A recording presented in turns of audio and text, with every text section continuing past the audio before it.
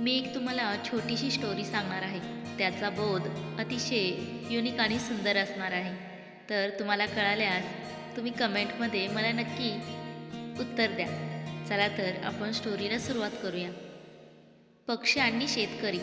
एका गावात एक शेतकरी होता. त्याचे गाव एक दिलासा देणारे होते. गावाबाहेर एक छोटेसे शेत होते.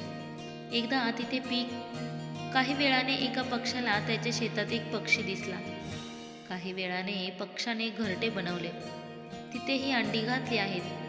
त्या अंड्यांमधून 2 लहान मुले बाहेर आली आणि त्यांना खूप मजा येत होती. त्यांच्याकडून त्यांचे शेतातील जीवन काही काळानंतर कापणीचा काळ जाऊ लागला. या गावातील सर्व शेतकरी त्यांचे पीक कापत आहेत. कापणीत हरवले होते.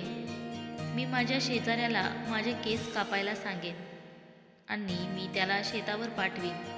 हे ऐकून पिल्ले काळजीत पडले. जेव्हा ती परत आली तेव्हा मुलांनी तिला शेतकरी म्हटले. याबद्दल सांगताना तो म्हणाला, आई, आज हे आमचे काही रात्रीच्या शेवटच्या दिवशी आपल्याला दुसऱ्या स्थानावर जावे लागेल. त्या पक्षाला मला इथून बाहेर काढावे लागेल. मला इतक्या लवकर उत्तर दिले नाही. मुलांनो, उद्या शेतात कापणी होईल असे मला वाटत नाही. पक्ष्यांची गोष्ट खरी ठरली. दुसऱ्या दिवशी शेतकऱ्याच्या शेजारी शेतात नव्हता आले आणि संध्याकाळी पीक काढता आले नाही. शेतकरी शेतात आला आणि शेत तसेच सोडून दिलं. माझा शेजारी उद्या आला नाही. मीही करेन. मी पक्षी माझ्या नातेवाईकांकडे पाठवीन. मुलांनी शेतकऱ्याचे शब्द पुन्हा ऐकले आणि पक्षी पाहून तो अस्वस्थ झाला.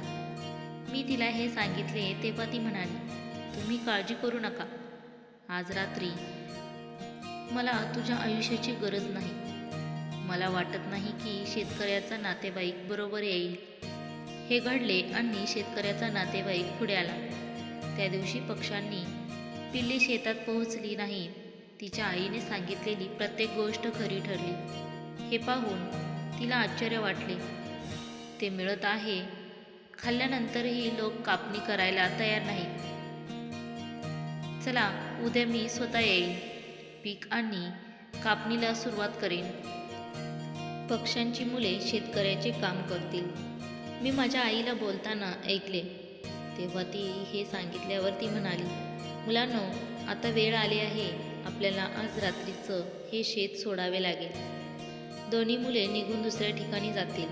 मला आश्चर्य वाटले की यावेळी काय झाले. त्या आईने त्याने विचारले, तुम्ही शेत सोडण्यास तयार आहात का? तर पक्षी म्हणाला, मुले 2 वेळा टिकतात. शेतकरी कापणीसाठी इतरांवर अवलंबून होता. इतरांचे काम करून त्याने आपले काम पूर्ण केले. मी ते ब्रश केले होते, पण यावर असे नाहीये.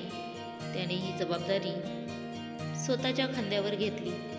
तर तो या रात्रीच्या पक्षाला नक्कीच येईल आणि तिची मुले तिच्या शेतातून आणि कथेतून पळून गेली. आणि तुम्हाला ही कथा कशी वाटली कमेंटमध्ये नक्की कळवा. आणि आपल्या मराठी कथा या यूट्यूब चॅनलला लाईक, शेअर आणि सबस्क्राईब करायला विसरू नका. धन्यवाद.